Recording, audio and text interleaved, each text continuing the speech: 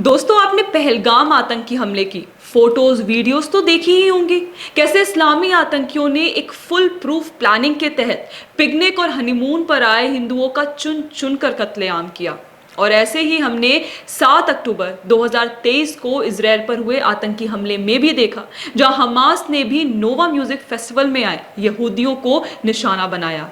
दोनों हमलों में इस्तेमाल हुई एक तरह की टैक्टिक्स ने ये डिबेट शुरू कर दी है कि क्या पहलगाम हमले को अंजाम देने के लिए पाक सेना और आईएसआई ने हमास की मदद ली थी।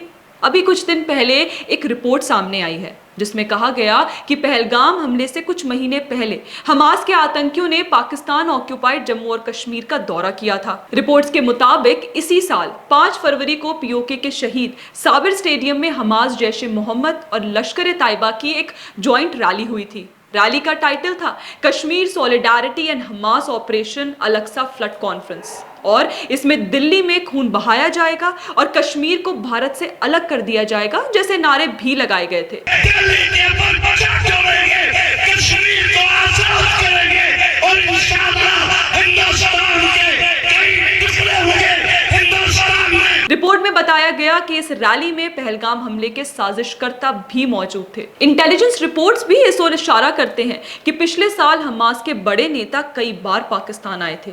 उन्होंने बहावलपुर में आतंकी संगठन जैश ए मोहम्मद के हेडक्वार्टर का दौरा भी किया और पाकिस्तानी सेना के सेंटर का निरीक्षण भी किया। तो ऐसे में ये कहा जा सकता है कि हमास ने ही लश्कर ए तैयबा के आतंकियों को अपनी टैक्टिक्स सिखाई और इन्हीं टैक्टिक्स का इस्तेमाल उसने पहलगाम हमले के दौरान किया। और ऐसा पहली बार नहीं हुआ है। सब कॉन्टिनेंट के आतंकवादी सालों से ही मिडिल ईस्ट के आतंकवादियों से हमला करने के नए नए टैक्टिक्स सीखते आए हैं। उदाहरण के लिए, जब 80 के दशक में लेबनान में सीरियल बम ब्लास्ट शुरू हुए, उसके बाद भारत में इसे अपनाया गया। आपको याद ही होगा कि 90 के दशक में भारत में भी सीरियल ब्लास्ट शुरू हो गए थे जो तकरीबन 20 साल तक चलते रहे। उसके बाद फिलिस्तीन में इंतिफादा के समय पत्थरबाजी का ट्रेंड शुरू हुआ और उसके बाद यही हमने साल 2015, 16 और 17 में कश्मीर में भी देखा। फिर इजराइल में अक्टूबर 7 की घटना हुई और इस हमले में इस्तेमाल हुई टैक्टिक्स हमने 22 अप्रैल को पहलगाम में भी देखी। लश्कर ए तैयबा ने पहलगाम में जो किया वो ट्रिक्स उसने हमास से ही सीखी। हनीमून पर पिकनिक पर आए सिविलियन को निशाना बनाओ, धर्म के आधार पर उन्हें अलग करो, फिर उनका कत्लेआम करो, हमले को रिकॉर्ड करो ताकि इन वीडियोस के जरिए वो इस हमले का साइकोलॉजिकल इम्पैक्ट मल्टीप्लाई कर सके। इजराइल के साथ भी हमास ने यही किया।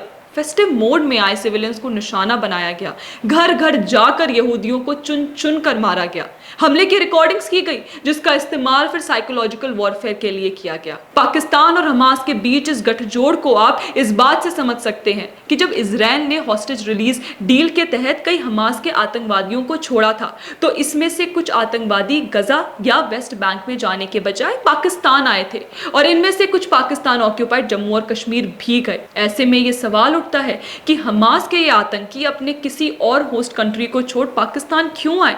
आपको तो पता ही है कि इजराइल ने लगभग हमास की पूरी लीडरशिप को खत्म कर दिया है। तो ऐसे में हमास को एक पेट्रन की जरूरत है और पाकिस्तान, जिसकी जमीन पर दुनिया के लगभग 1 दर्जन से ज्यादा आतंकी संगठन एक्टिव हैं, ने हमास का पेट्रन बनाना कबूल किया। तो क्या पाकिस्तान हमास को ब्रीदिंग स्पेस दे रहा है ताकि वो रीग्रुप हो सके और अपनी ब्रूटल आइडियोलॉजी को सरवाइव कर सके? यहाँ पर एक और बात, कश्मीर और फिलिस्तीन को लेकर पाकिस्तान और हमास के नैरेटिव भी मैच करते हैं। हमास भी दुनिया भर में यही नैरेटिव फैलाता है कि उनका संघर्ष एक ऑक्यूपाइंग फोर्स के खिलाफ है जो है इजराइल। ठीक इसी तरह पाकिस्तान का कश्मीर राग भी उसके एक ही नैरेटिव के ऊपर घूमता है कि भारत और पर्टिकुलरली कश्मीर में जो कुछ हो रहा है वो आतंकवाद नहीं है, वो फ्रीडम स्ट्रगल है, मतलब आज़ादी। आपने कश्मीर से लेकर जेएनयू तक आज़ादी के नारे कई बार सुने होंगे। ये नारे पाकिस्तान का प्रोपोगंडा ही है। कुल मिलाकर देखा जाए तो हमास और पाक आतंकवादी गुटों के बीच बन रहा ये नेक्सस भारत और पूरे साउथ एशिया के लिए खतरे की घंटी है और ये नेक्सस बांग्लादेश के जरिए भारत के ईस्टर्न फ्रंट को भी निशाना बनाने में जुटा है। पाकिस्तान की आईएसआई पैलेस्टीनियन कॉज के नैरेटिव को वेपनाइज कर भारत में जिहाद शुरू करना चाहती है। इसके जरिए आईएसआई कश्मीर विवाद, जिस पर पिछले कुछ समय से दुनिया को इंटरेस्ट नहीं था, को दोबारा से ग्लोबलाइज करना चाहती है। लोकल कॉन्फ्लिक्ट्स को ग्लोबलाइज करने की आईएसआई की ये योजना एक चेतावनी है जिसे अनदेखा करने का खामियाजा हम पहलगाम में भुगत चुके हैं। दोस्तों, आपका इस पर क्या कहना है हमें कमेंट करके अवश्य बताएं। और अगर आपको हमारा कंटेंट पसंद आता हो तो हमें लाइक, शेयर और सब्सक्राइब करना ना भूलें। धन्यवाद।